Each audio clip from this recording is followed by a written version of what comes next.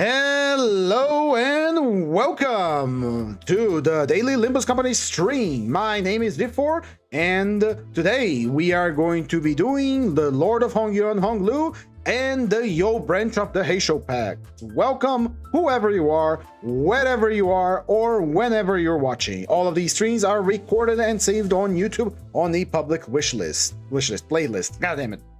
And I do these streams every day at usually the same time. Today, that is the exception. For today, we are doing it a little earlier because we have to remember that today the game goes on to maintenance. And let me just confirm that we can actually enter the mirror then before we progress any further. Ha ha ha. Ha ha ha. Yeah, we can. Okay, good. Right, so let's begin. Without any further ado, hello old meme, hello acidic trauma, how are you two doing? Let's begin checking out the IDs really quickly because we gotta move fast here. So we're gonna be looking at Lord of Hongyuan once again, but we're just gonna be skimming over as we saw him in further detail on the previous episode. Lord of Hongyuan Honglu has 192 HP, 4 to 8 speed, 58 defense level. He is resistant to slash but fatal to blunt. His passives are plentiful but quite simple. The first one is that he can force a backup unit to use their skill tree as an unopposed attack if they're a Heishou or a Gia family unit. If it is not, it can force an ally to come and do a skill 1 unopposed. We shall not be using that because we are limited on our IDs today. On the encounter start, he gains Leash Holder of all Heishou, which gives a buff based on how many Heishous you have on backup. If a Heishou dies, he gains Life from Death, which gives various buffs based on how many Heishous died. He gains bonus extra buffs when he does his combo attack with other Heishou IDs. At 5 own Gluttony on a 3+ resonance, of the highest resonance, mind you, he can force the Heishou pack to protect him with assist defense. And when he dies, he doesn't, instead entering on a 5-turn timer before he actually dies, and dealing extra damage in that state. And finally, but certainly not least, the unique interaction with his ego, Tears of the Tarnished Blood. His skill 1, we already seen it. We're already seen this in the previous video, so we're just gonna cover it up real quick. Skill 1 forces that ally to use a skill 3, and then they do a tag team combo, which is incredibly nice. If there's no one to do a tag team combo, he instead uses a different skill with more coins and the possibility for an extra attack weight when 3 or more Heishous have died. In any case, that's Lord Lu. Skill 1 tries defense up on resonance. Skill 2 applies gluttony damage up for everyone. Defense is basically a discount version of his skill 3. Well, that's it for Lord Lu. There is nothing much to see here. We already covered in extensive detail before. He has a lot of moving parts, and we're not going to keep track of every single one of them because that would be insane. Let's move on to the Heishou pack branch now, which is the ones we're going to be using today. We have one less member of our team. It's because we only have 2 Yo pack branches, Yo branch pack Heishous. Starting with Sinclair. Sinclair possesses 225 HP, 4 to 6 speed, 56 defense level, incredibly low. He is resistant to slash, but fatal against blunt. He possesses Lust, Gluttony, Wrath, and a Gluttony counter. His passive. He possesses a normal passive and an active passive. Let's see. When activating Exalted Command, the Lord of Hongyuan Honglu gains the following effect as the Heishou Bolus Contamination effect. When using a skill to inflict Rupture Potency or Count, he inflicts 1 burn. Cannot be staggered or fall below 1 HP due to burn damage. He gains 3 Blood Flame in the same turn it substitutes or returns in. Other words, he gives Lord Honglu the ability to inflict burn, although it does not turn him into a burn unit. He cannot die from burn or stagger, and when he tags in, he gains Blood Flame. Let's get battle drunk. 3 Wrath, 3 Gluttony. On hit attack target with 7+ Rupture, highest resonance times 15% chance to inflict 1 burn. Combat end, if this unit has burn, he gains Blood Flame, 1 Wrath damage up and 1 Gluttony damage up at the start of the next turn. What is Blood Flame? Max 3 stacks. This turn inflicts 1 more burn and Rupture Potency with its base skill.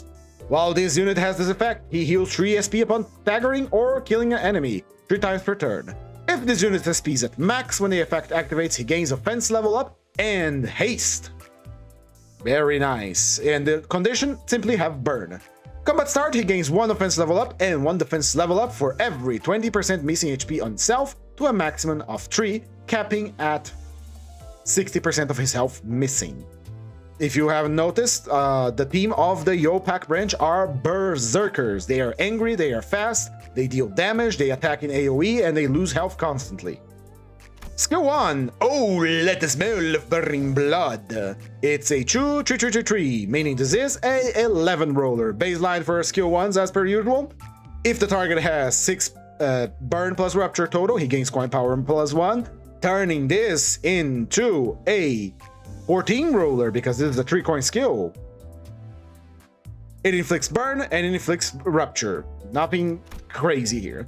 Fuel My Rampage is his skill 2 with a 4-4-4-4, another 3 coin skill, meaning this is a 16 roller baseline for skill 2s. Same deal as before, if the target has burn and rupture more than 6, the sum of burn and rupture, he gains another coin power, making this a 19 roller.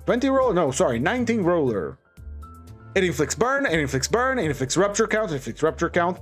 If this unit has Blood Flame, or if this unit has less than 50% HP, he reuses this coin and deals 10% of the final coin damage bonus Wrath damage. So, if you have Blood Flame, which we should have, like right from the get-go, he is going to be adding another coin, and possibly with another coin power-up, on the hit against the enemy, turning this from a 16, possibly 19 roller, to a 25 roller, which is stronger than certain skill trees from other IDs. The Heishous are incredibly overpowered, never forget that. Now I decided to use the Bleed team for a mirror dungeon today, 300 shards for Hongyuan at the moment. Nice. Bleed is my favorite ailment in this game. Bleed and poise. Anyway, skill tree, Blood Flame Massacre. It's a 4 coin skill with a base power of 4 and a 3 coin power, 63 attack offense level, and an attack weight of 3. This attack rolls naturally without any modifiers, a 16. It is a unfocused volley, meaning the attack weight is random. You don't choose who are going to be attacked by the attack.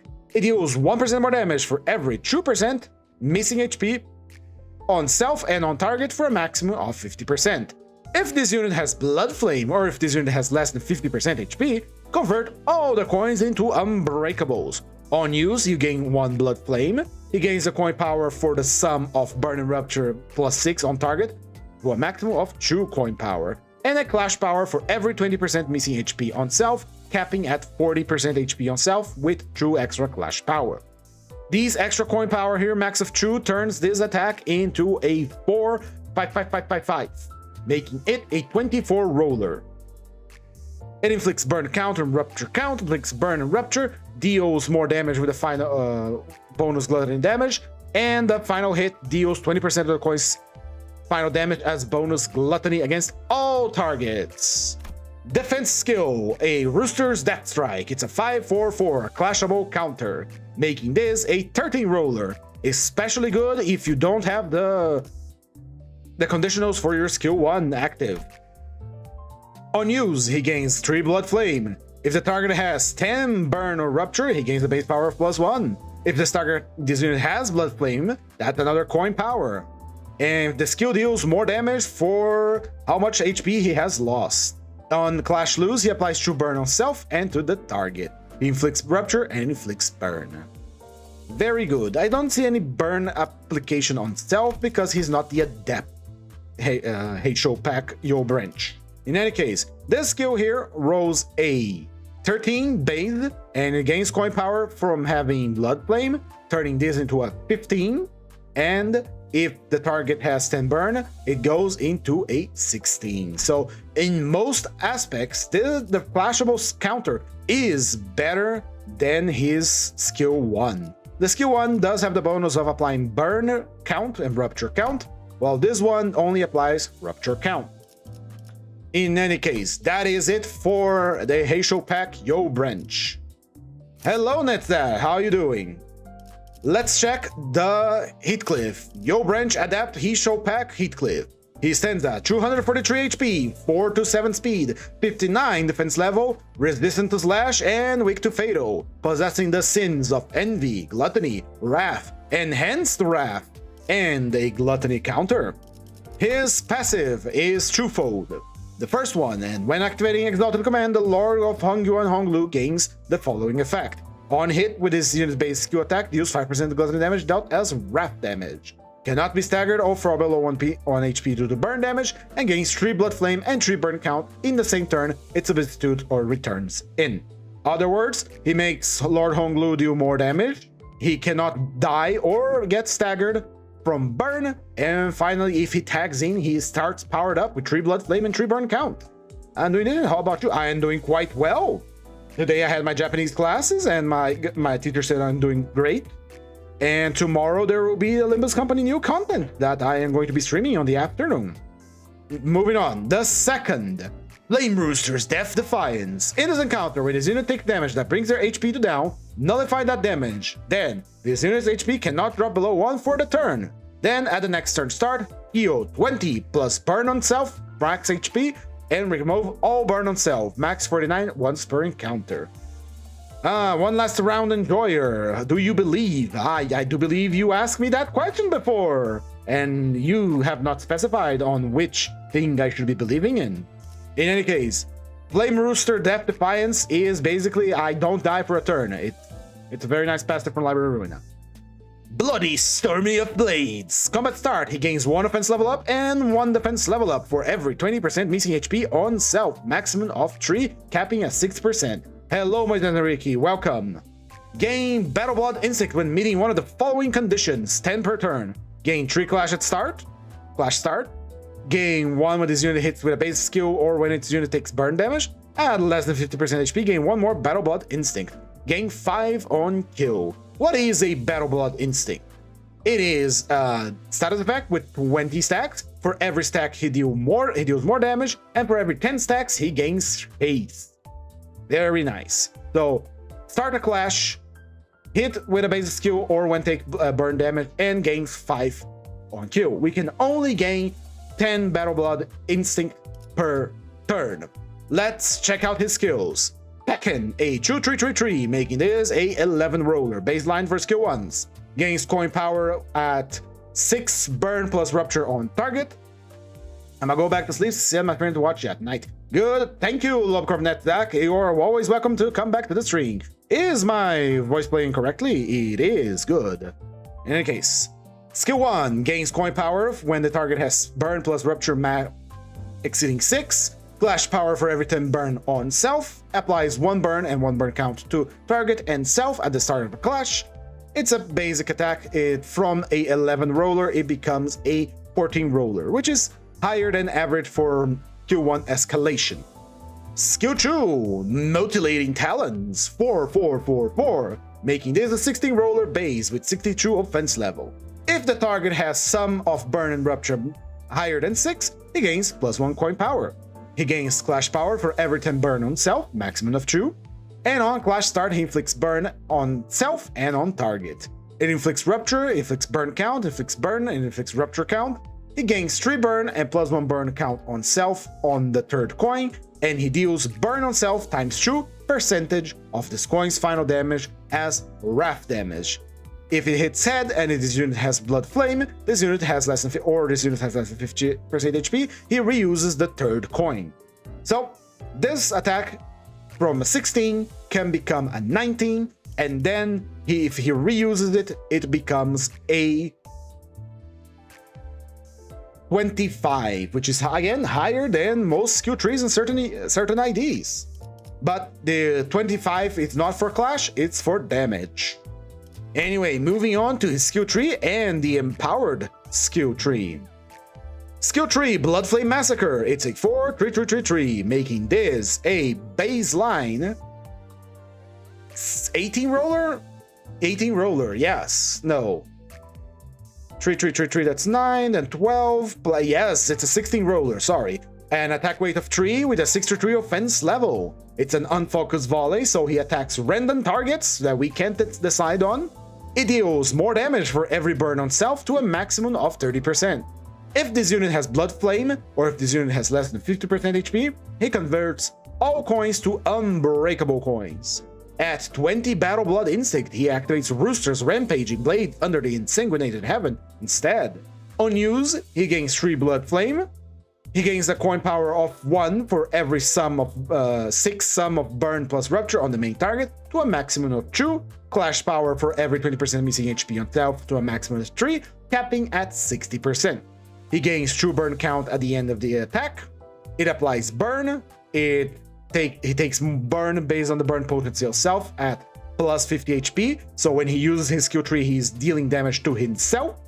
Same thing on the second coin, same thing on the third coin.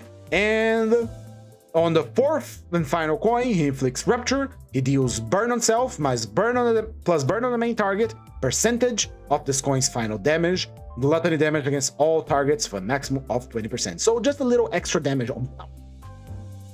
What is important is that this is helping us lose our HP, and we need low HP to gain Battle Blood Instinct. Hello, Killy, how are you doing? Welcome to the stream. Now, the Empowered skill tree, which is incredibly good. I've seen it a few times. The Rooster's Rampaging Blades under the Insanguinated Heaven, a very Chinese attack name. It's a 5-3-3-3-3, making this a 17 roller base. It deals more damage based on burn on self, more damage for missing HP on self and on target, gains Blood Flame Blade on use, gains coin power for every 6 sum of burn and rupture on the main target for a maximum of 2, gains clash power based on missing HP. On a clash wing, he immediately gains burn. At the end of the attack, he consumes all his Battle Blood Instinct. And at more than 20 burn, he consumes up to 25 excess burn and heals. Burn consumed times 2% HP. It's Unbreakable Coin and inflicts Rupture count, Burn count, Rupture, inflicts Burn on the fourth coin. If this unit has 20 burn or if this unit has less than 50 HP, it reuses the coin once per skill, deals extra damage against all targets. If this is the final coin, heal HP by the amount of damage the above effect dealt. So once he has 20 Battle Blood going on, his skill tree becomes super powerful and it heals his HP, turning this into like a vampire rooster or something. Finally, his defense. More grub for us. Going down the grub. This is a 5-4-4 with a 62 offense level. Compared to the other one, which is 6-1. This one has a row of 13 baseline, above average baseline. It gains Blood Flame next turn, gains base power based on the sum of burn and rupture on the target, up of 10. If this unit has Blood Flame, he gains another coin power, turning this into a 15. This unit deals more damage for missing HP, gains burn count once per turn, and inflicts rupture and burn. Well, hello, Don Quixote, how are you doing? I'm glad Virgilius let you get your tablet back. In any case, we have revealed the Yopak branch of the Heishou.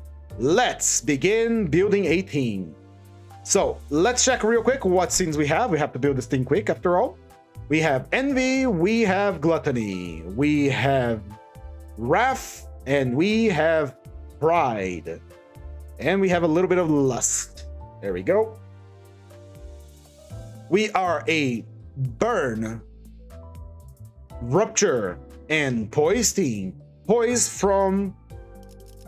comes from Lord Lu. He's the only one that uses Poise on the team. All of them are Rupture, 2 of them are Burn. Let's check Yiseng. Yiseng, how can you aid us? Let's check the Liu Association real quick. 3 Wrath Resonance. For true allies, the least SP, if they lost SP this turn, heal 5 SP at turn N. If said allies have base heals that inflict burn potency or count, he heals 5 to 10 SP instead. This is good because it allows us to recover sanity after using a ego. Although, I'd rather much have one hitting enemy heals SP. So we are going to be taking the ring pointless instead. Although we can also take Merso little brother to heal SP real good. What else could we help here? Let's take Liu Association, why not? Moving on to Faust. Faust possesses a Ardor Blossom Star. Order Blossom Star. It's on a Wrath Resonance. When ally with least SP inflicts burn with a base attack skill, it inflicts more burn. If the target ally is attacking with 30% burn, it inflicts +1 burn count instead. This one can actually work for our team. Let's see what else. We are a Poise, Rupture, and Burn team. 7 Association is only for attacking someone that is fatal. I don't like this. Honestly, I'm not a big fan of it. Wuthering Heights Butler is more damage, I believe, on enemy with sinking, though not really that good, for us at least. House of Spiders Ring Apprentice, I don't know what your passive is, actually. When hit, allies that keep defense skill on their slots, this turn inflicts 4 bleed on the attacker. True times per turn. If the attacker already has bleed, inflict true bleed count instead. It's a 1 loss and true. Ooh. We might as well take this instead of just extra burn, because that one sounds fun, actually. Because we are going to be getting hit a lot, so extra burn. Don't worry, Don Quixote. I know you said hi. Hello. Wow, speaking of Don Quixote, let's check out Don Quixote here. Don Quixote has Sync Association East Section. Let's see. One ally with a fast speed on Clash Win against enemies with burn gains haste. If the target has 20 per burn, gains more haste. Why not? Let's see. Poise. Bladed Salsu would benefit only Lord Lu. Heishou Packway Branch would give us defense level down. For target with Rupture or Sinking. That's more damage we do, and this one is more haste. Yeah, let's take Sync Association. Ryoshu, we need burn. We need burn, poise, or rupture. How can you help? When an ally with the lowest speed defeats an enemy with burn, inflicts 3 burn on two random enemies. Sure, that sounds great, actually. As for rupture, you possess the Heishou Pacmao branch, which means that fastest ally becomes faster. And for poise, you have the Drifting Blade of Hongyuan, which allows getting one shield for every poison on self, basically making Lord Lu gain a permanent shield, although we won't need that. Let's take the burn. Merso is going to be taking the middle little brother for reasons I will disclose. Means sanity heal. That's the only reason. Sanity heal. This is just extra burn, not really that good. Yep, sanity heal. Ishmael, how can you aid this thing that is all about rupture and burn? On a level of speed, deals 5% more blunt damage. We do not have blunt damage, so we cannot use that, unfortunately. What else can we actually use? The Shi Association gives us more counter skill final power on an Envy Resonance. Of 2, but still an Envy Resonance. I suppose it is better than just extra Clash Power on lower health. We are not going to be struggling with Clash Power, so I don't see why take this over this. We could also take another Sanity Healer here, which is excellent, meaning we can use Eagle without any problem. So it is a Resonance 2 for extra Clash Power, extra Counter Power, or Sanity Heal. I will go for the Sanity Heal. Means we're not gonna have any problems clashing. You already know what it is here. She is probably going to stay on her base ID for the extra damage. This one is for more pierce damage for every 6 burn on target. We really don't need it. We could also take the Deviat for more rupture application. Clash power, just some extra clash power. I will take instead the extra damage. With 3 sanity healers on our support here, we will have no problem maintaining sanity to benefit from hitting heads with this with her passive. Moving on to Otis, I think we all know where this is going now. Otis does possess something that check. Fast speed and deal more damage, gain 1 haste. This is extra damage on a Gluttony Resonance versus random buffs versus. Does she not have a burn ID? Oh, right? What? She doesn't have a burn ID? Hold on. No, she technically has a burn ID. It's just more eagle damage. Yeah, that's more eagle damage. We'll take the Heishou. Finally, Gregor. Gregor, how can you help us? Fire Feast Office Survivor, maybe? One level that passes speed on hit, deal 5% more wrath damage for every 6 burn on the target, max of 20%. That is a tasty extra damage, but we are giving up on healing here. So we're gonna take the damage. Let's equip some eagles real quick. Same eagles as before for Lord Lu. Tears of the Tarnished Blood, Lasso, and Remain Oneself. For Heathcliff, we shall be taking... Go. We shall be taking Moving Rag. We shall be taking Yasunyata Tadrupam. And we are going to be taking the only wild eagle he has, which is Vines. Finally, we have for him, we're going to be taking Harmony, Impending Day, and Tears of the Tarnished Blood as well. That is all nice and dandy. Let's review our team before we deploy. Sanity Heal, Bleed on getting hit. This one is more haste against enemies with burn. Spreading the burn, Sanity Heal, damage, damage and haste, and damage. All right, let's deploy. Let me just close this. There we go. All the units have been selected. Let's deploy. We're going to be taking, as per usual, Favor of the Nebulae, level 1. Level 1? What's the difference? I mean, it's 5. Yeah, we'll take normal Favor of the Nebulae here. We are going to be taking a Burn Gift, although technically we gain more out of Rupture, but I'm going to take Burn. We're going to take Pain of Stifled Rage.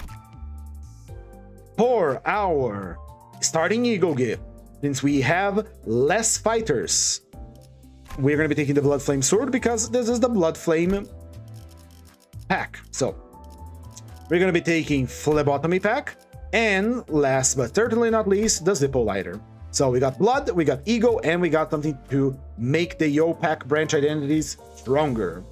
Since we are running a trio here, I do believe we can take some Ego Gifts to start with. Let's deploy. All right, got to cover in 30 minutes. That means we have 2 hours to speedrun this before the game goes into maintenance. We gotta go fast. That means I might be using win rate here and there. Do forgive me. Let's see, we got... let's go to the Outcast. It's time to send Rooster to Pex at some bugs. Anyway, everyone knows Leo Association Otis. I don't think Leo Association has Otis. That's what I'm surprised. There we go. I am tempted to put Heishou Pack Branch Heathcliff first, but we're going to put Lord of Hongyuan. Lord of Hongyuan number 1. Anyway, after all that yapping, let's get ourselves comfortable, drink some water, and twiddle our thumbs and patiently wait for the update that is coming. And I'm going to be streaming that on the afternoon tomorrow. I got myself a cigar here for Lei Hang Maxing for that.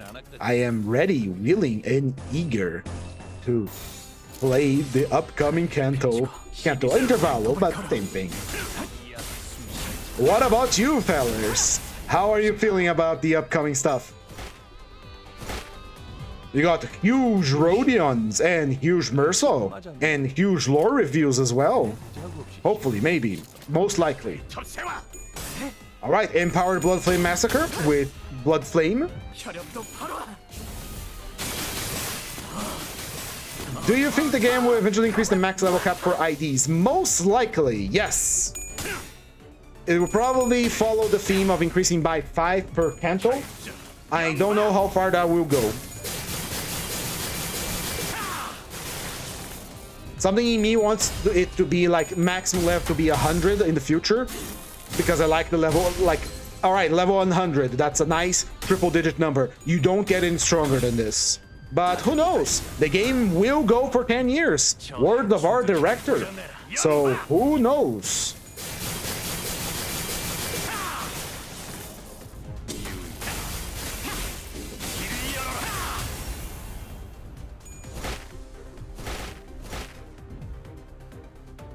Here we go. Keep going, my beautiful creatures. Let's get that green. So today the streamer didn't turn green yet, so it's time for me to turn green. Give me but a moment. This is a gluttony resonance team after all, right? So the streamer has to turn green. Where is the green on this thing? There we go. Streamer will turn green now. Enough green. All right, I shouldn't be fucking around. We do have a timer on this. We do have to complete it before the 22 my time. The green is going to just be a layered energy on top of me because we're doing gluttony. I can actually do that. Whatever a team relies on the resonance of any type, I'm gonna do the whole change the color of this ring light I have around my camera.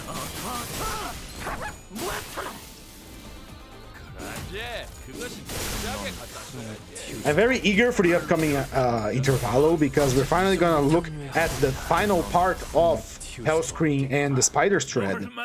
As we have mentioned before, from the books that Heishou were based in, Hellscreen and the Spider's Thread, probably another one that I don't know, in both of those books, something bad happens. In the case of Hellscreen's, Yoshihide committed suicide because, well, he completed the painting of Hell and he saw Hell itself before his eyes, so yeah.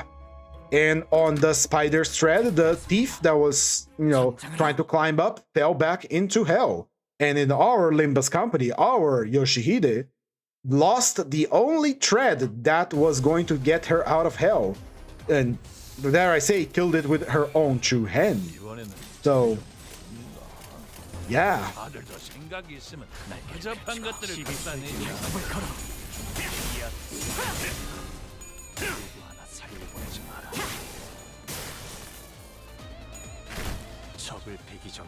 Makes sense that she, like every sinner made a contract with the Limbus company. Makes sense that she has no reason to stay. Let's do a absolute resonance and let's confirm something here about his passive for Lord's Guard, which is 5 own gluttony. We should have that. If this unit did not equip a defense skill and is about to take an opposed attack, apply 1 Lord's Guard to the highest resonance. So don't equip it. We needed another green. Who knows if level 100 are how strong they were before doing a contract with Dante. You're missing critical information here, but because not all sinners were equal before making a contract with Dante. Don Quixote is the strongest one, followed by Otas, I believe, and then Heishou. And we did see Heishou unsealed with full power level after she broke the chain with Dante during Canto 9. But sinners like Sinclair, Yiseng, and Heathcliff, they are mortal flesh, much like Ishmael as well, although Ishmael was a fixer.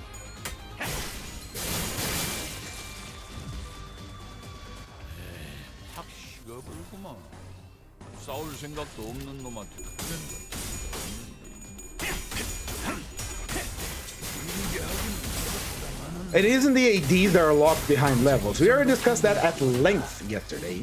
The IDs are just the package with mechanics, just the car. The levels, which is, the engine that drives that car. Ooh, we're about to be the Supreme Blood Flame Massacre.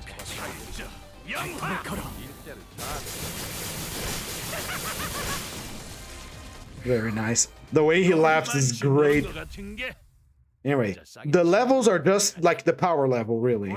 The IDs having a more advanced mechanics is something else entirely. But I don't want to enter another interminable, endless ramble hole about narrative, levels, and etc. And so we shall not.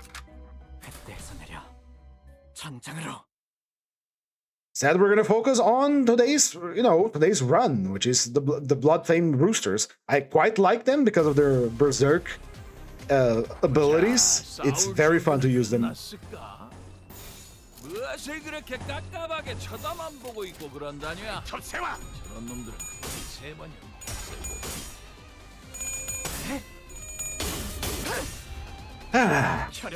Ooh, tomorrow afternoon stream. I am quite looking forward to it. It's a great laugh. The voice actors do a great job. Now that I realized something. In the previous April Fool event and on my stream for Kanto 9, I didn't narrate any of the characters because, well, I don't like narrating over the characters because I feel like they do a pretty good job. The voice actors do a pretty good job themselves, so I don't want to like voice over them. But I realized that not everyone is going to be reading that when I'm streaming. Some people may have my stream on another screen, just, you know, for company and stuff like that. So come tomorrow's intervallo, I will actually be reading all of it. We will let the voice line play, of course, first, and then, well, I'm gonna read it out loud. Chicken Heathcliff laugh or Wild Hunt Heathcliff laugh? Chicken. Chicken is much more manic.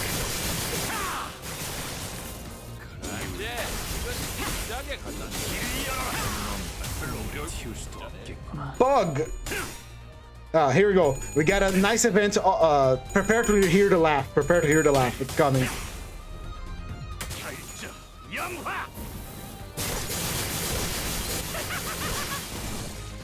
There we go. We didn't get to hear the full laugh because the target died before that, but it's still the best laugh in my opinion. I do believe Lei Heng is consuming some of the time from the stream because his voice line goes a little bit further than the victory screen, and that slows down the mirror dungeon a little bit, but just a little bit. Ooh, a free gift! I will take it because it's a good gift. Chicken. Great chicken!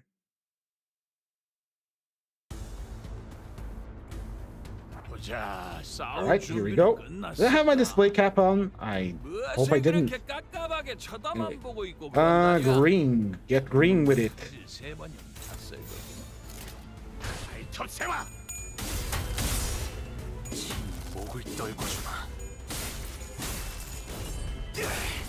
Oh, apparently Gregor's voice actor is also the voice actor for Mr. Krabs from SpongeBob. Yeah, he is on the Korean version, he is, and they make jokes about it on Limbus Company twice now. On the April Spool and on the Hell's Chicken event as well.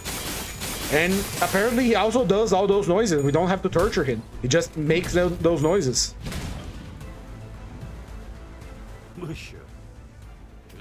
Right, let's begin clashing. Unfortunately, we don't have any power-ups for this for Sinclair. The only one that has any sort of power-up on their skill tree here is Heathcliff, because he's an adept, much like Mouse. But unlike Mouse, he doesn't have anything special to activate besides being on low health. He just needs to get enough Battle Blood Instinct and use the skill tree.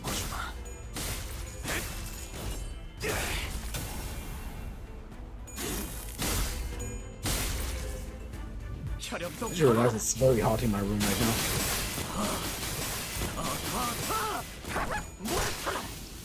now. Nice. Here we go. Time to give the talismans back.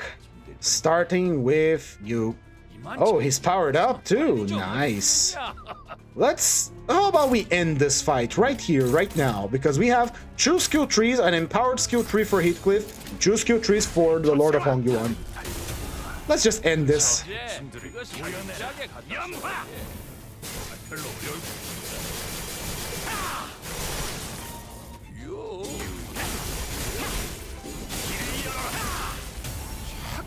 Finish this with the sheer aura of the Lord of Hongyuan. Very nice. Very nice indeed. Let's keep going.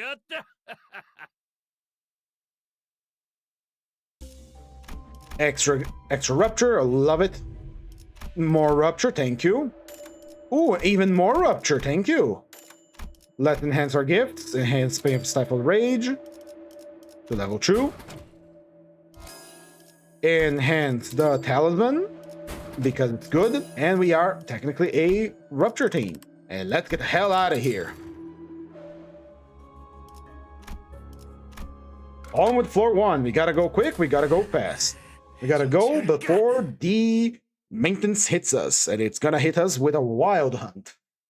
Which, by the way, one of the upcoming floor 15 runs is going to be Wild Hunt Heathcliff. Probably not solo. I don't know. Maybe solo. Probably solo would be a fun idea actually for Wild Hunt Heathcliff because he has a lot of bonuses related to securing kills. So I might just do a Heathcliff solo in the future. And there is an achievement for being a beautiful voice pack with Wild Hunt Heathcliff. Yo, that's much better. I wonder if I can do something here. This is very hot in my room. And when I'm doing the stream, I put my desk fan on the ground here and I hit my arm repeatedly against it. I can put it on my desk proper. I don't think it's gonna catch on the microphone. So it isn't gonna make any weird noises, hopefully, maybe. And then I can use the little bench I put my desk fan on to stretch my legs and try to get as comfortable as I can. And as green as I can. Ah, that's premium. That's premium streaming service right here. Oh yes. Ah.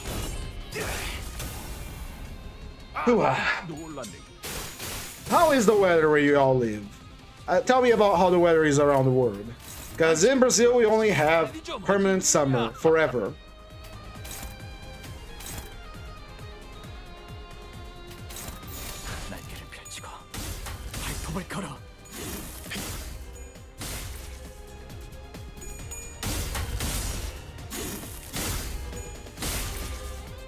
I wish this boss was a little harder in the first canto. It's kind of a nothing burger.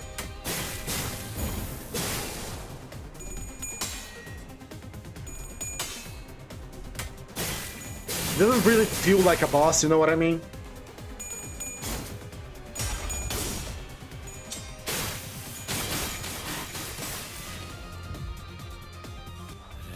Alright, Heathcliff, it's time to scream, it's time to laugh.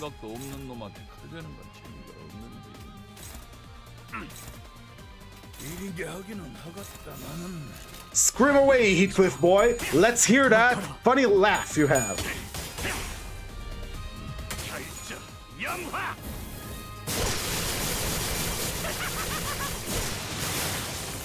Beautiful attack.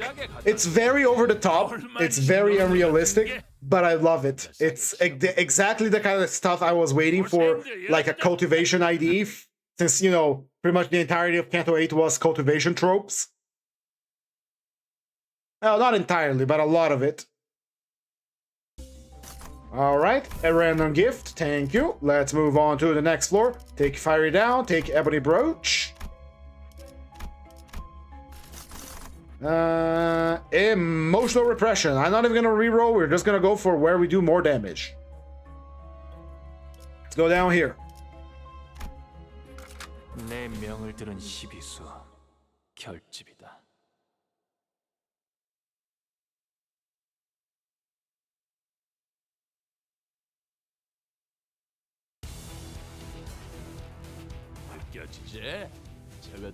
Alright, here we go.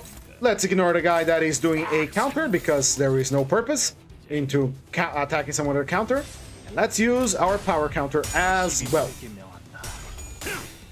It's gonna be raining for a bit here in the US. I hope you're safe. I do hear a lot of horror stories coming from the United States about hurricane fun zones. Thankfully, we don't get those here in Brazil, as far as I'm aware. Maybe some remote areas, but mostly it's a very stable climate here. Very hot, constantly. Hello, my good apple. Would you mind to give us more nutritious fight with your sappy hands instead of being nothing burger? Because you really can't be using a burger by being an apple. You'd be surprised. You're Brazilian as well. We know we don't give a damn. We put apple in burger if you want.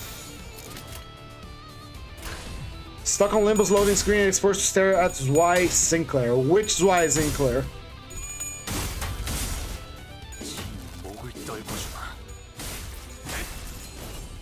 Destroy!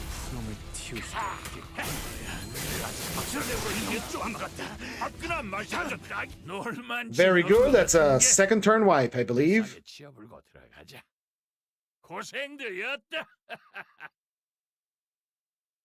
You gotta keep going.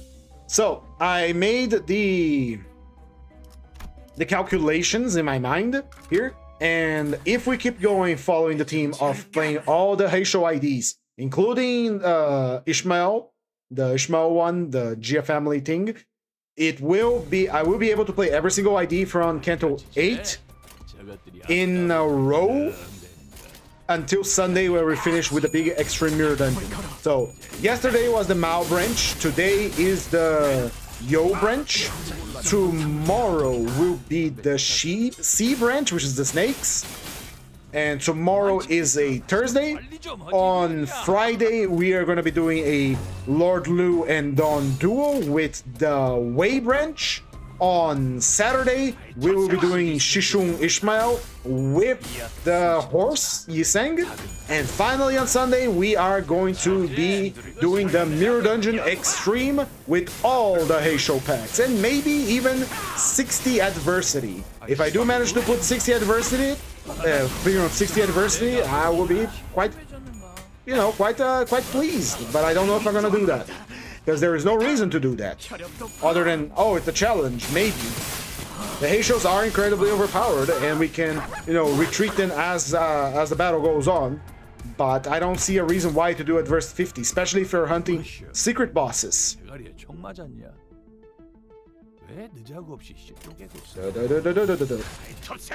I bought a capped gun because I always wanted to have one, and I'm playing around with it, but it's probably not a good idea to show it on YouTube, or else someone's gonna get, someone's not gonna like it if I'm playing around with the capped gun in front of the camera. I do have this, however, in my desk that is completely free to me to squeeze it as much as I want. My dogs hate this creature, and I see my cat looking at me funny after I pressed it.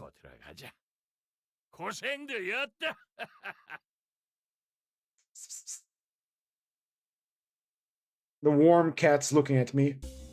Fun fact, the cats in my house, they don't have names. They have titles based on their personalities, general appearance, or something else they have done. Right now I'm looking at Warm Cat. Why is she called Warm Cat? Because she has the composition of a worm. She's like long and kind of funny looking. Oh my. Green. Get green with it. We do have a way to heal sanity, a very powerful way to heal sanity. So I think we're gonna bind these guys.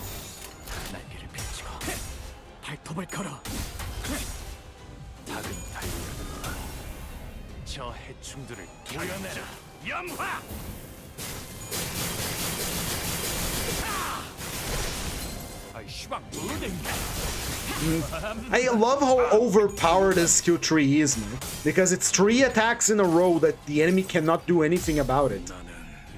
It's I know your Limbus company follows a strategy similar to, I forgot you exist for a bit, but hello anyways. Hello Yan, that's quite mean.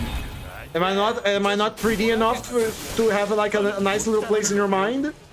A little corner I can bum off to in the corner of your mind, or is it just full of typography and messages you have to deliver now? In any case, Limbus company follows the philosophy of where the enemy has bullshit powers, so do you. Because if you build the team properly, you have some bullshit that you're able to send on the enemy. In that regard, I don't mind. As long as they keep getting bullshit fights, I don't mind having bullshit IDs. Doing Mirror Dungeon normally now to do achievements of Eagle Gifts. Complete with 15 Eagle or Eagle Gift. Those are quite easy to get. Here's my advice, Carmen. Don't fuse gifts. Don't make tier 4 gifts, because when you fuse the gifts, you will only get 1 gift. And what matters is having multiple gifts at the end of the dungeon. So, yeah. Don't fuse the gifts into tier 4s. Just use them by... Just keep them raw. Keep them separated.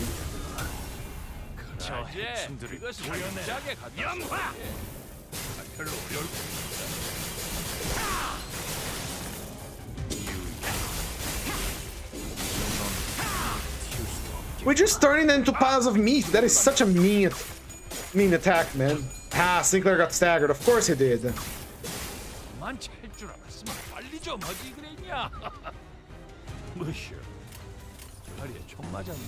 It's Carmen, don't you remember her from classics such as Distort Now, Distorting with the Boys, and Is It Really Distortion if the person wants it?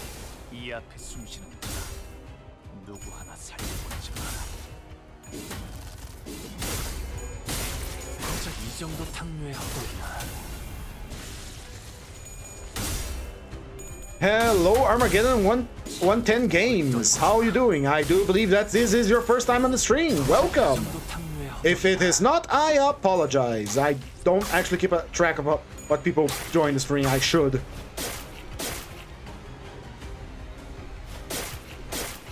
Lord Lu plus Rooster Heishou today. That is indeed correct.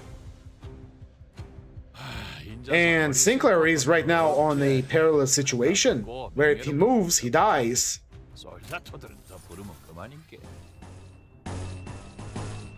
Thankfully, we are at 16 Battle Blood. Damn it.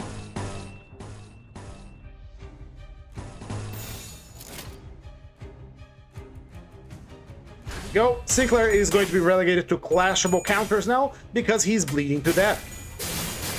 And now we're gonna get a crazy AoE.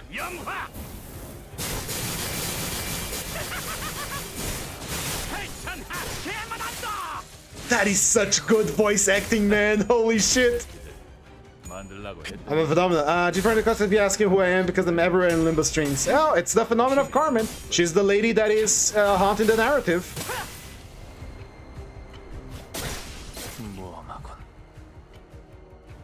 The butlers are so strong, man. I hate them. Let's see.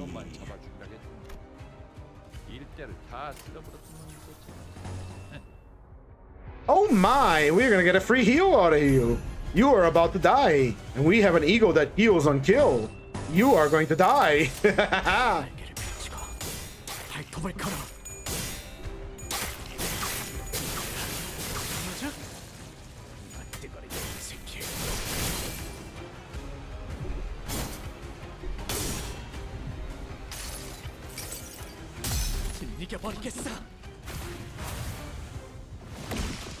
Do you do these runs on regular hard or do you go for force 10, 15? I do it on hard every dungeon because as much as I wish to do floor 10 or 15, I simply do not have the time for it.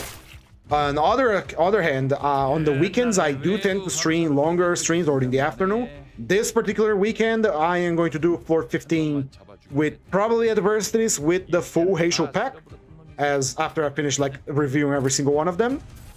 And tomorrow I'm gonna be streaming the event as well, the Intervallo. So look forward to that.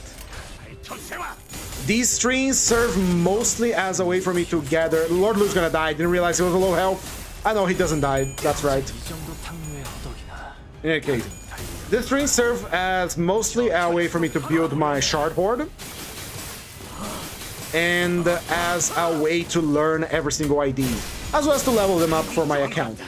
Because before we start the stream, we sit down, we open the kit of the ID, we read everything, we try to understand what makes it tick and what doesn't. We match up some egos that may benefit it or not. And then we build a support team to give them, support on the mirror dungeon. Do 5 floors of the hard dungeon with only those units as, as the combatants. Floors 10 and 15 are just too difficult to do casually. Not really. 10, 15 maybe. 10, not that much. If you know your Ego Alchemy, that is. And I'm gonna do a video on Ego Alchemy someday. Alright, let's take Broken Revolver. Let's take Overused Whetstone. Yes. Let's heal Lord Lu before he perishes. Let's do it again. Lord Lu deserves... He has the money for healthcare. Anything that we can sell here? No. You're supposed to be on low health anyway. Yeah, good enough. What about beyond floor 15? We do not currently have beyond floor 15 yet. Maybe in the future, maybe not. What I really want is something that the director already said he was going to do in the future, and I'm so looking forward for this. which is multiple XP excavations in a row, where you keep slotting in XP excavation fights by putting in more modules, and the fight just keeps going and going and going. I really want that. I am eager for that, as a matter of fact. Right, time to heal. This is why we brought Phlebotomy Pack. So anyway, Armageddon games. Every day, usually the same time, I make the post on my Twitter before I do the stream, showing which unit I'm going to be studying for the day. Sometimes I do achievements. Oh, I got the rubber chicken in my hand. I'm playing with it now. I don't want to twiddle my thumbs. So yeah, every day, usually at the same time, and we always look at IDs before we do the stream itself, so we understand them. And learn its cool tricks, like how to do multiple Savage Tiger Slayers, Flurry of Blades with Leihang by bringing in Tom Sinclair to give him more bullets. And etc, etc. How to lock the Dietzi associations in combat mode with discard. How to use discard group, discard set, discard Molar Optics, which was very fun to use. The Deviat association. I was just notified by my upper ups that they realized I forgot to give them prescriptions about 40 people. I hope they don't get chased down. You'll be fine. The karmic death will find you. Have you not learned from my form empties? You cannot escape your karma. Also, apparently there are EX Eagle Gift now. Yeah, no, they existed since before this Mirror Dungeon. It's a certain philosophy and wealth, which I already had. Time 1 hour. Right, we still have another hour to finish this, so we must pick up the pace. Another hour? No, we have 1.5 hours to finish this. Okay. Hi, Santa. Sorry, Santa. We're here to rip you up asunder. Kill him.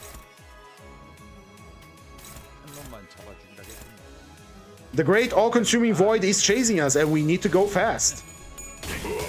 Right. Give us the laugh. Give us the laugh.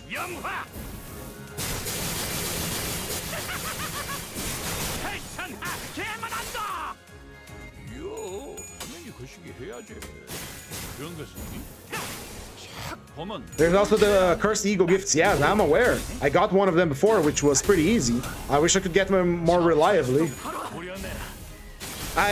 Hold on. When the Mirror Dungeons first started making its rounds with stuff, I always assumed the eagle gift that we get in the dungeon were going to be like cursed, which is how it's called. I really wanted the eagle gift to have positive and negative side effect, because once my friend posted, "Hey, check this out," and he showed me Lunar Memory, you know, and Lunar Memory just makes everything take quadruple damage because it's just that strong.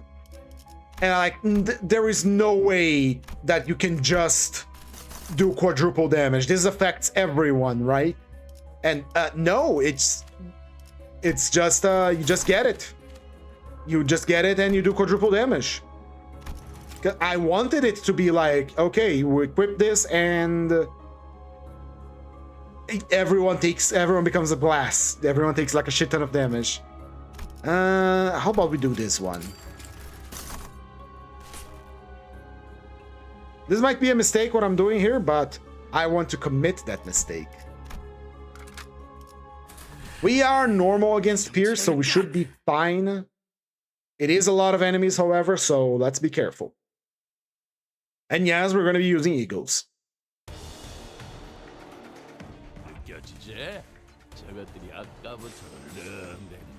See, good luck. Good luck, my friendo. Your karmic death will find you.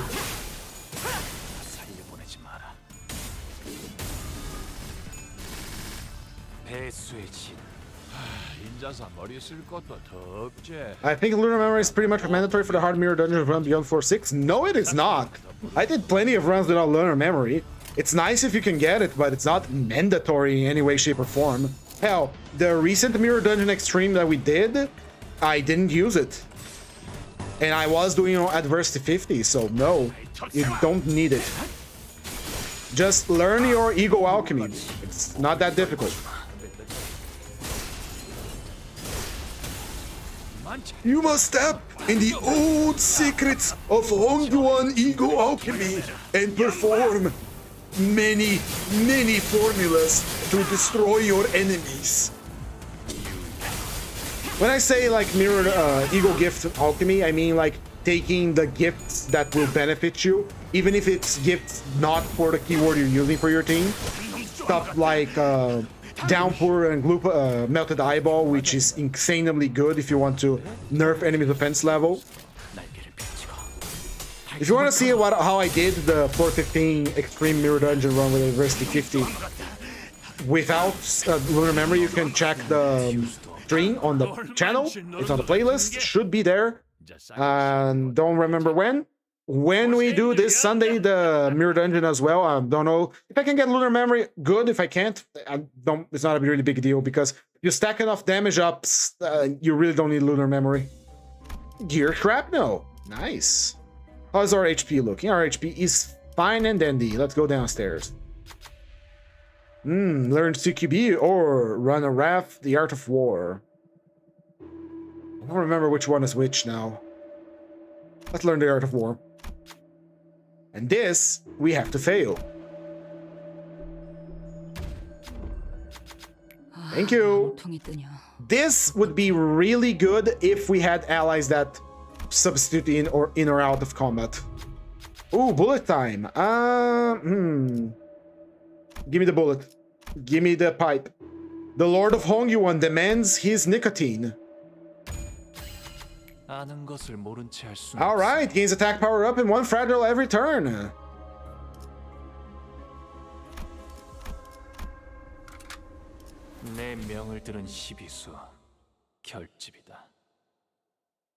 Maybe once I do my video, like I want to do a video explaining a lot of things I talk here about mirror dungeons, ego gifts, offense levels. I'm probably going to start doing it once we hit like 100 subscribers. Because I don't know how to do videos, so I'm gonna be learning it mostly from scratch. And let's hit them with the Pierce attack. Hold on. What do we have as Pierce? We have this one. Yeah, go for it. Technically, all Heishou can substitute in and out of with Lord Loot. Correct, except we don't have any backup units set up. Remember that? If we don't have backup units, you can't substitute them in. You don't even activate the battlefield retreat. And unfortunately, as of now, we have no way to set up like a team of like less than the maximum allowed to deploy and then set up backup units. Like say I want to deploy only 3 characters in battle and set the rest of the sinners as backup. So if one of the characters in battle dies, he gets substituted in. We unfortunately cannot do that as of yet. So we don't have any backup units. If one of them dies, it's just the 2 of them. Right, deploy, kill.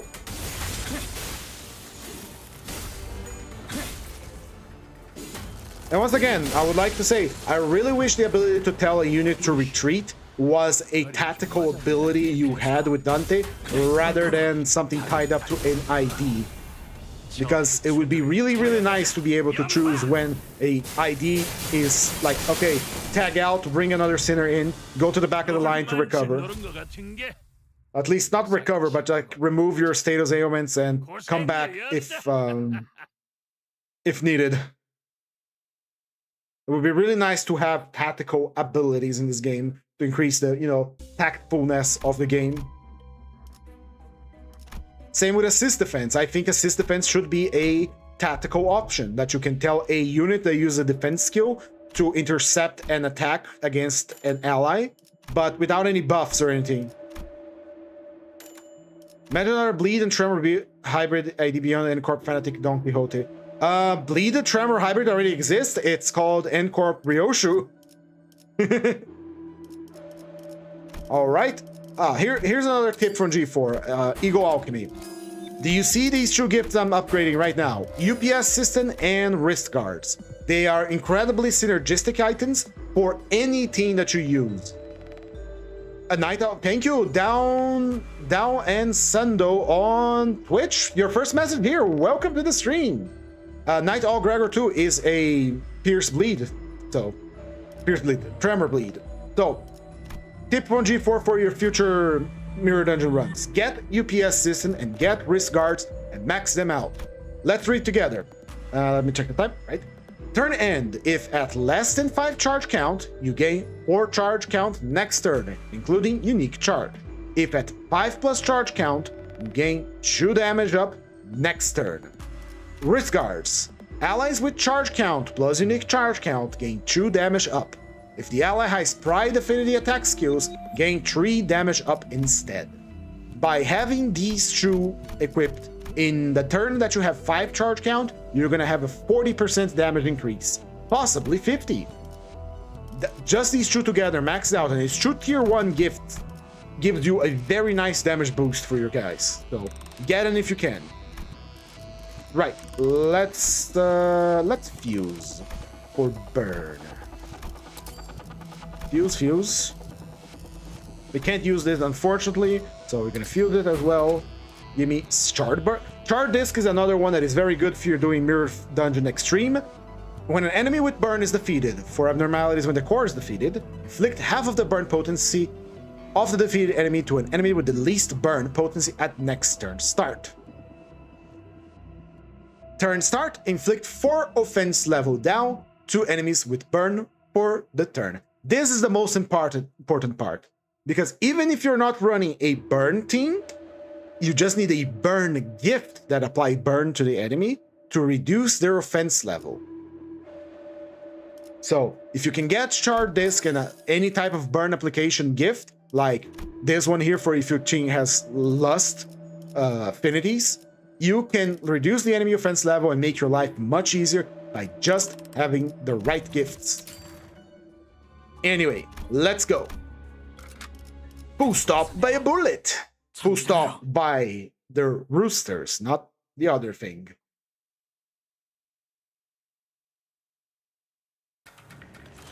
Right, here we go with the cocket. Almost made the joke again. Here we go.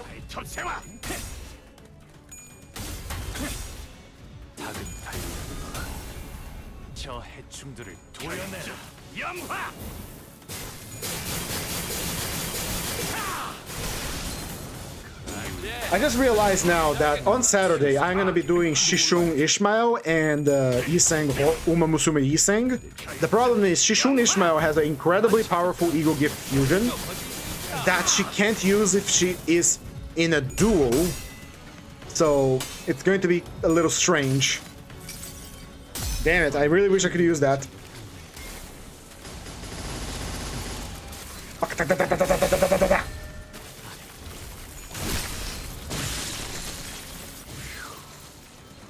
Incredibly nice, incredibly good. Let's keep going. Packet, Mutilating Talons, and Bloodblade Massacre. Keep the green flowing. Speaking of green, let me greenify myself here. There we go.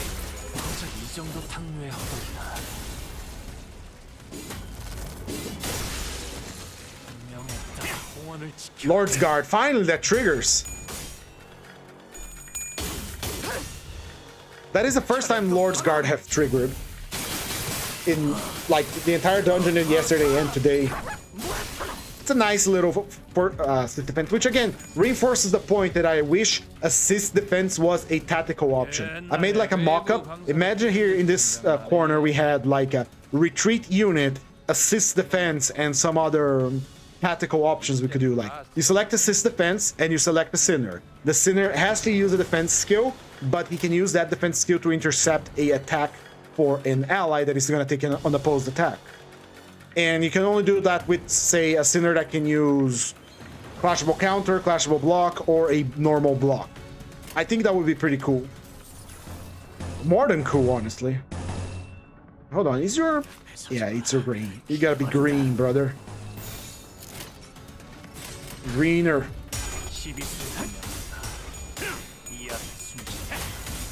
Like, sure, it isn't going to fix like the problem with power creep in the game. That is, you know, a problem.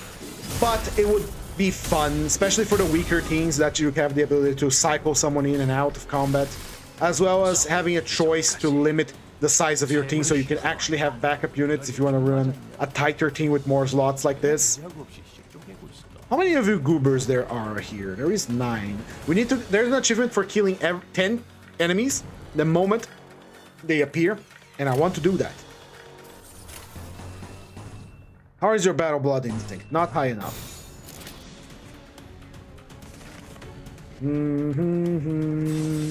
Turn green. All of you turn green right now. Actually, hold on. Who's targeting Boo here?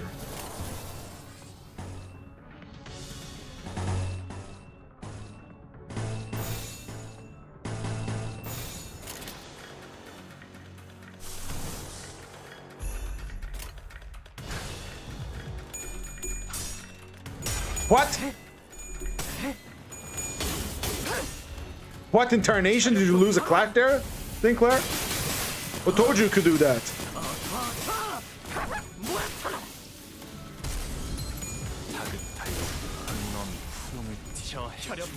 Do it again, do it again!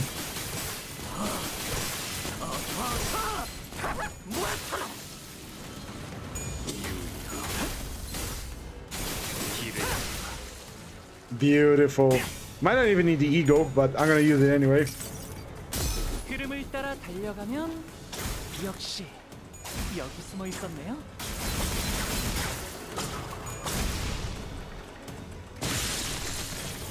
Very nice.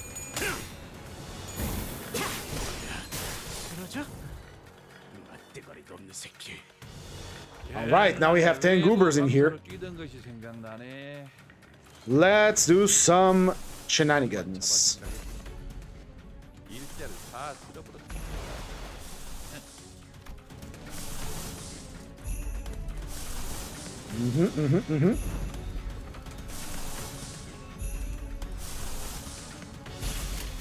Full death, Eagle Barrage, fire!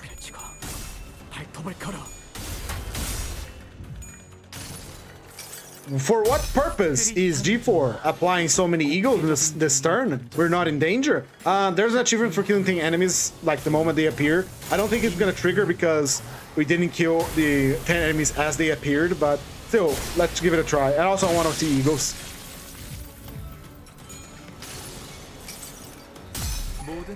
Apparently, Hongyuan is planning to apply 5 to eagles. Yes, he is. But he has said that it's not going to be for every eagle.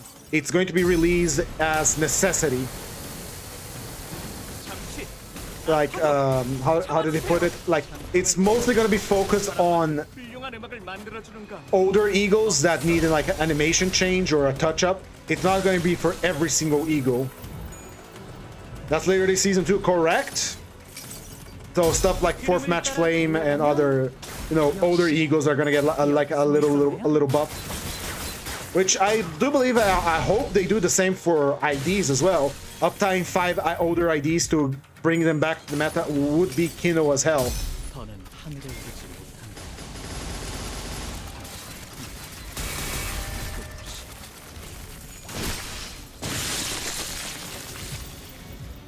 Ah, here we go. I don't think I got the achievement with that, but I wanted to see all these eagles.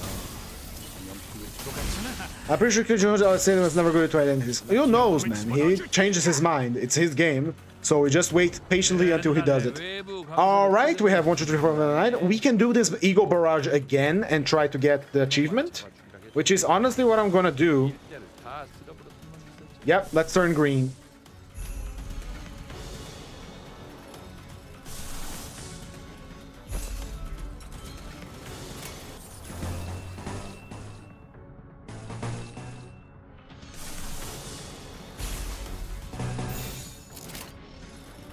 Not as green as I wanted things to be, but it will do.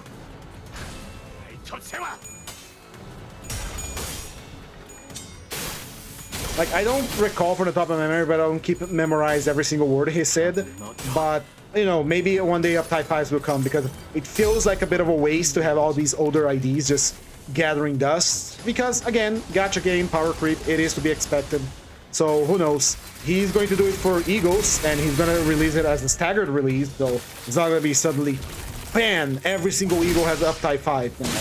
So he can probably do that for IDs as well. Like, this ID could use a touch-up. So this ID, this one, and that one gains uptime 5.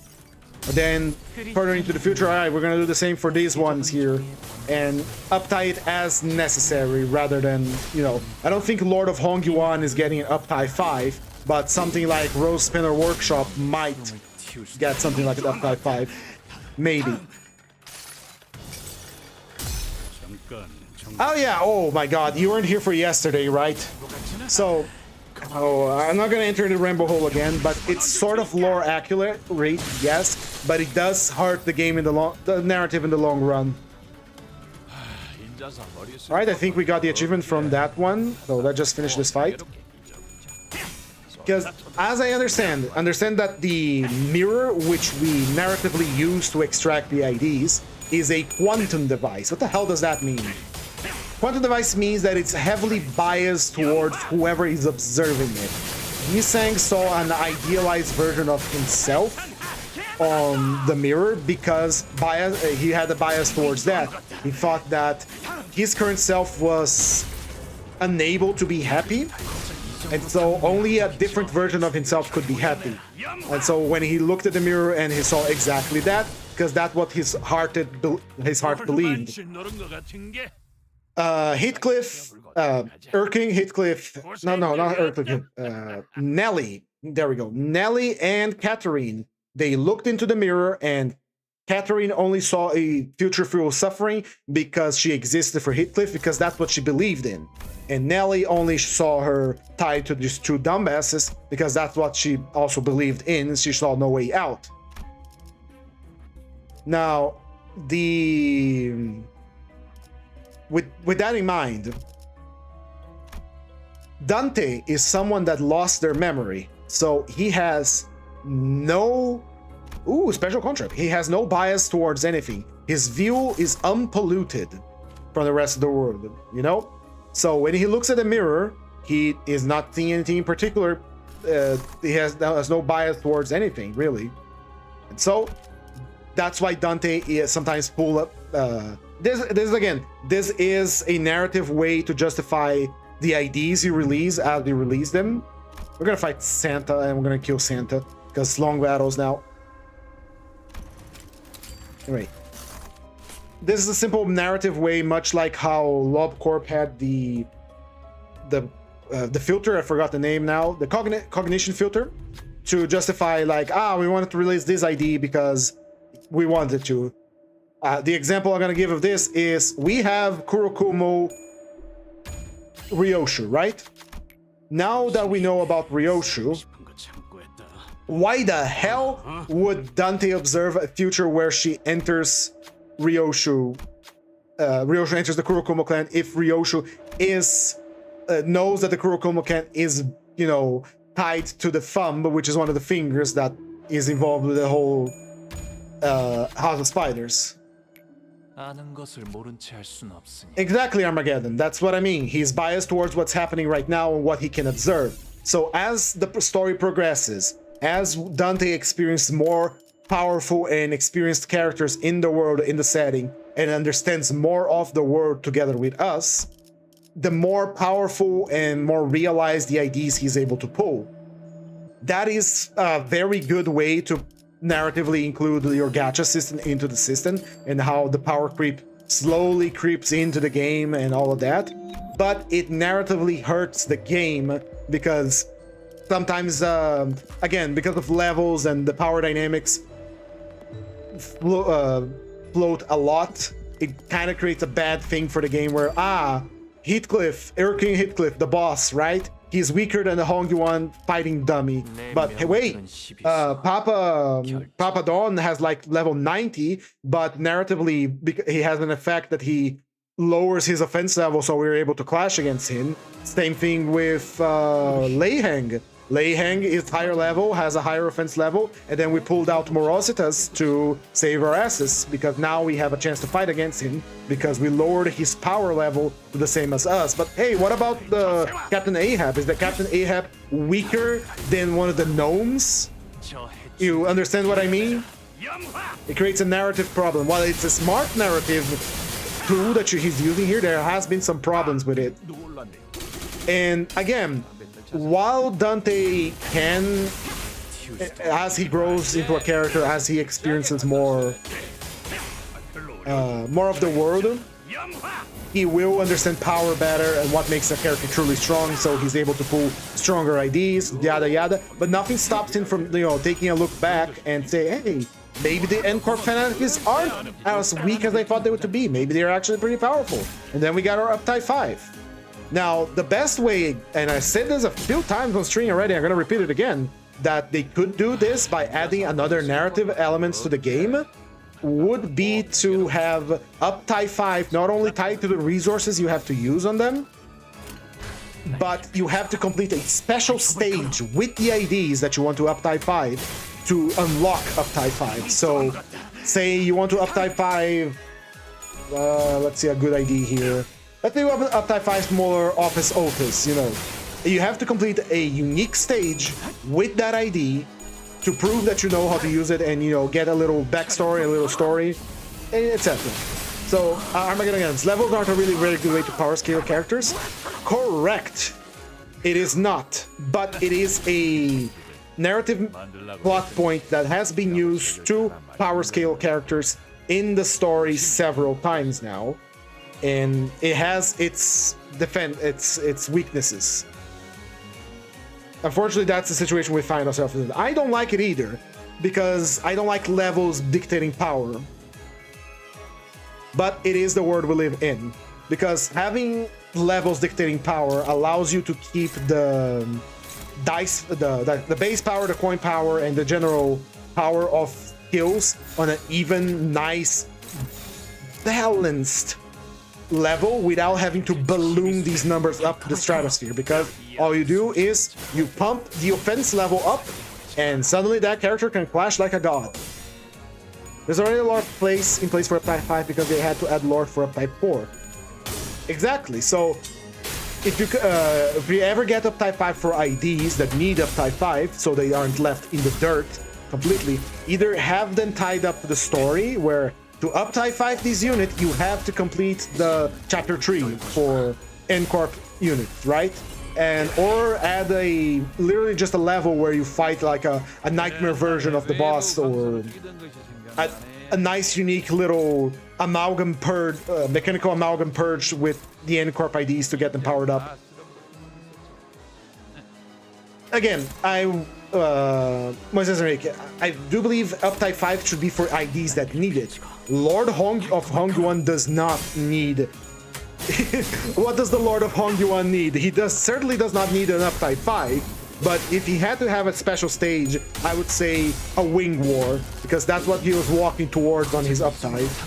Uptype 4 wasn't part of the launch, so he added a note, and that his note says something like, the character in the mirror would unlock new possibilities and growth that gets reflected in the identity too. Yeah, thank you, down as... I'm gonna call you Sando, sorry. I'm not gonna say that every time. Sando. That's exactly what I mean.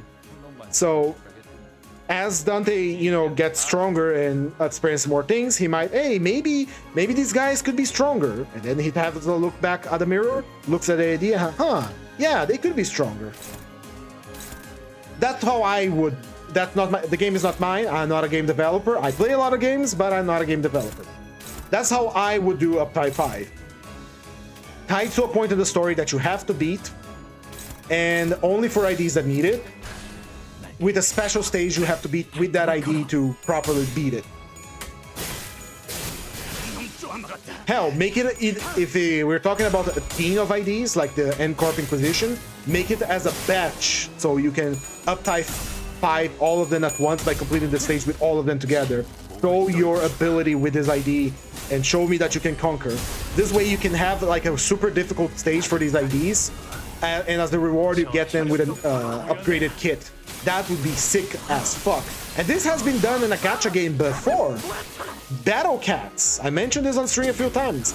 Battle Cats, funny little gacha game that I played on my commute to home when I worked in a hotel, had a way to essentially Uptype 5 your characters, bringing characters from launch into the new meta of the game, because that's how powerful they got once they got upgraded. But the same way you had to beat an extremely hard stage to be able to up type 5 them. I'm not saying it has to be this massive growth, but yeah, it would be very nice to bring the older units up to speed.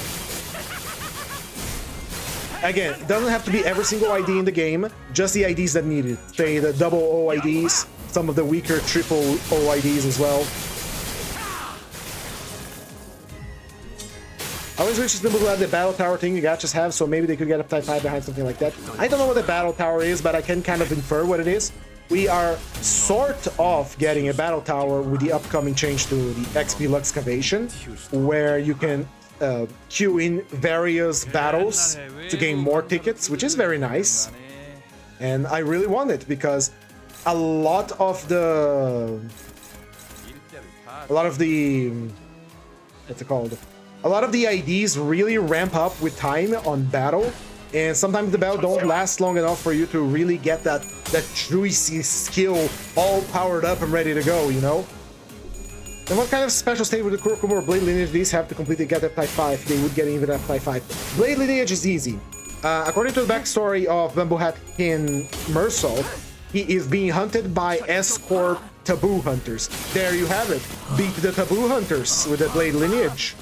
As for the Kurokumo, just have them on a long, very difficult battle, and the objective is don't lose a single ID for this. Same for Blade Lineage. Fight like a nearly unending horde of enemies, and don't let anyone die. Same for the Blade Lineage. Otherwise you fail it. Or maybe that's the EX for a little bit of extra lunacy on top of it. There you go. Fight the S-Corp... S-Corp? Yeah, S-Corp Taboo Hunters with the Blade Lineage. Fight and conquer a lot of battles with the Blade Lineage, the Kurokumo clan.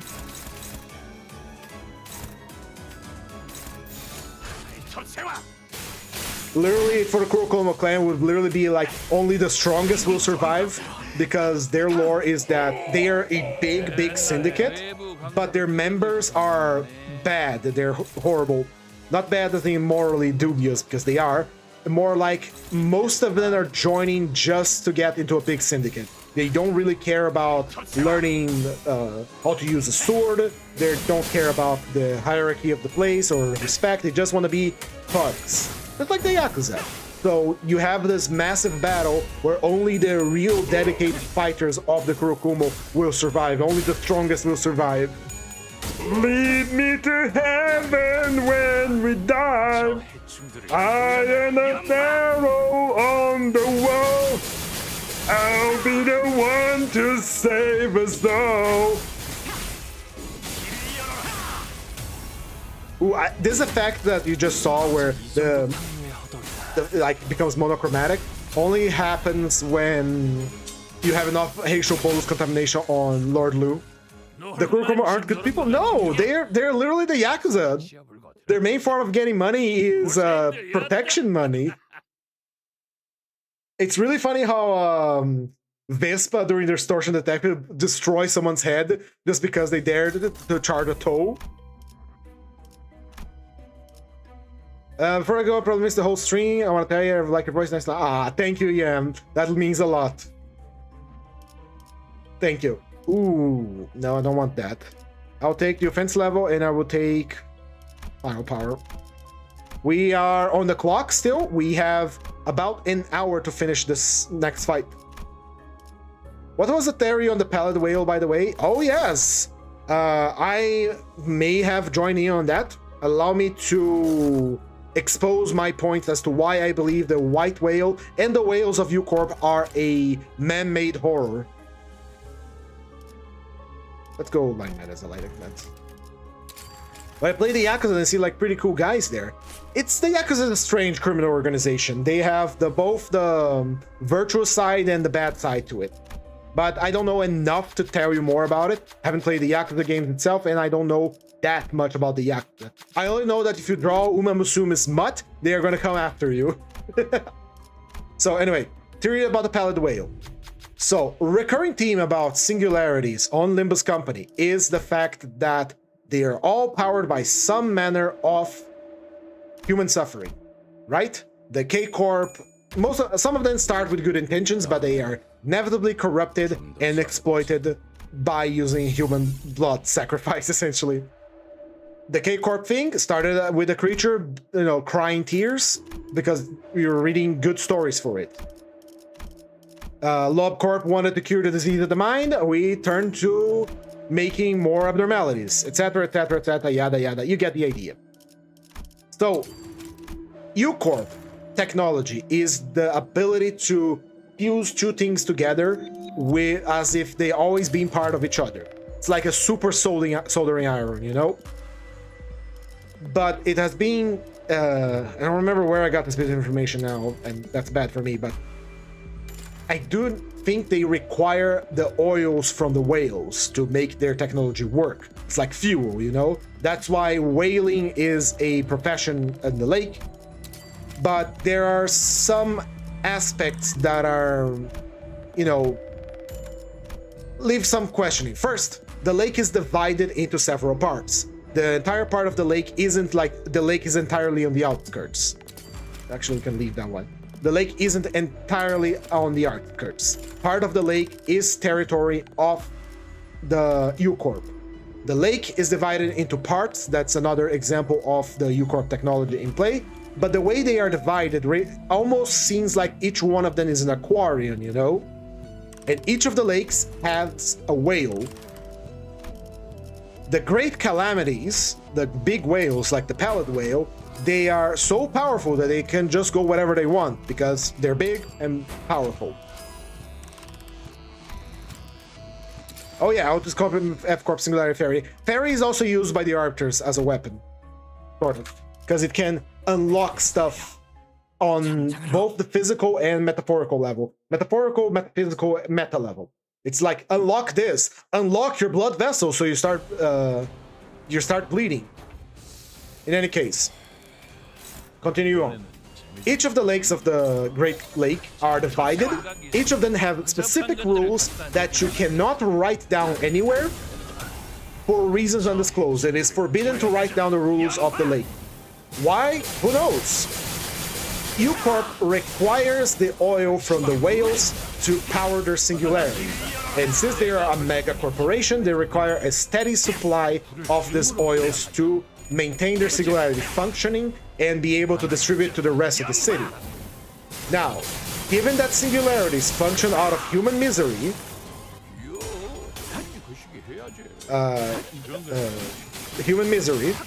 I think it's a fair theory of mine that U-Corp, much like L-Corp could produce abnormalities, is able to create whales. And the way I think they do that is that they take a human being, inject them with a mysterious green juice that turn a person to a whale, and then toss them into the lake where they become a living Katamari Damacy ball, and they just start absorbing biomass into themselves, consuming things, and growing exponentially, kind of like an organic space Hulk from 40k. And once they're nice, big and round and full of fat, we send the whalers to collect them. And the reason why you can't write down the rules of the lake is to make it easier for the whales to feed by someone breaking the rules or not being able to escape. Because human misery. Human misery is the blood on the gears of the city. How can something be unlocked on the metaphorical level? It's singularity, brother. It just works the way it does. It just works. That's the whole point of the singularities. They break the rules of reality, and thus we can make a lot of products out of it. We literally have a juice from a crying eyeball that you inject in yourself and you restore your body to how it was before with no need for additional biomass or anything else. You don't need to eat a bunch. You don't need to metabolize it. Just inject it and your arm grows back. Just like new. We have a train that goes into another dimension, and that's not even their singularity, that's someone else's singularity. The singularity for W Corp is restoring something the way it was before via a safe state of sorts. So, whale, continuing on. I do believe that U Corp produces the whales because they need a constant supply of whale oil to power their singularity. It's more likely that their singularity is not just the tuning fork that they use to connect stuff, it's more the capacity to create the whales, and the tuning fork and all of their technology from that is a byproduct of their singularity. So grab a human, inject them with the green juice, toss them into the lake, and watch as they grow into a beautiful Katamari ball as they shunt their way into becoming big and round and a horrifying abomination of the deeps. The reason why I say all this is because I don't like the idea that the whales are creatures from the outskirts, because the city is a place for humans only. Baina herself said that. And Baina was an arbiter. Xena also said that, and she's an arbiter. If something from the outskirts managed to get inside the city through the lake, which, you know, the lake extends further away from the city territory into the outskirts, the head would teleport like Goku, instant transmission, into the lake and purge that thing instantly, as we have seen they are able to do, because the head knows everything that is happening in the city at all times. The only reason why Angela and sentient AI was not discovered instantly was because Ayn, together with Benjamin, after, you know, Kali destroyed Gary on Lobotomy Corporation, they took the head, the brain of an arbiter, and poked for all of its secrets, including ways to escape the constant vigilance of the head of the beholders, and thus they were able to do all sorts of things inside of their little Lobotomy Corporation main branch, including Angela. That's why the rabbits had their memory wiped once they went in there and went out, assuming they were alive to begin with. And so, if the whales are creatures from the outskirts, well, that can't happen because the city is a place for humans. We can't let these animals in here. And so, I don't think they're from the outskirts. I think they're man-made horrors. And it matches onto the theme. Thematically fits how every single lake is almost like an aquarium for a different type of fish. And yeah. Is there any district for the singularity we don't know yet? There are plenty. There's a lot of them we don't know. That reminds me of the stuff Carmen was researching, the black gooey thing. Carmen was researching a way to bring back the light to humanity in a more metaphorical way, not a literal way, but also a literal way. Because life in the city, because of humanity, the way things are structured, everyone just gave up. They are only trying to survive their day-to-day. They don't dream, they don't have higher ambitions. Those that have higher ambitions are more worried about being sociopaths and psychopaths in what's essentially a Disneyland for them, which is the city. So everyone just kind of are affected with a deep sense of apathy. They just don't care anymore. They just want to live their day-to-day, they just want to make ends meet, and they don't care about anything else. They don't care about the suffering of others. They don't chase their own dreams anymore, because why bother? I won't be able to achieve that dream anyway. So Carmen, the original, discovered that, noticed that, and was researching a way to...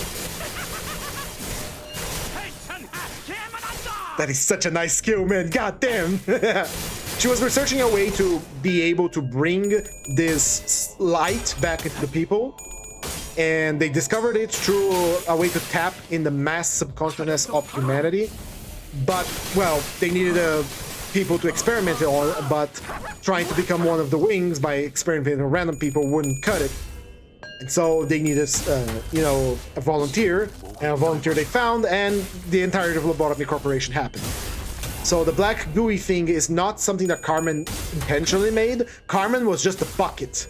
Carmen was able to pull out Cogito, which was this mysterious substance we can inject into people, again with a comically charged needle. It probably glows green too. Inject someone with that and boom, we have an abnormality.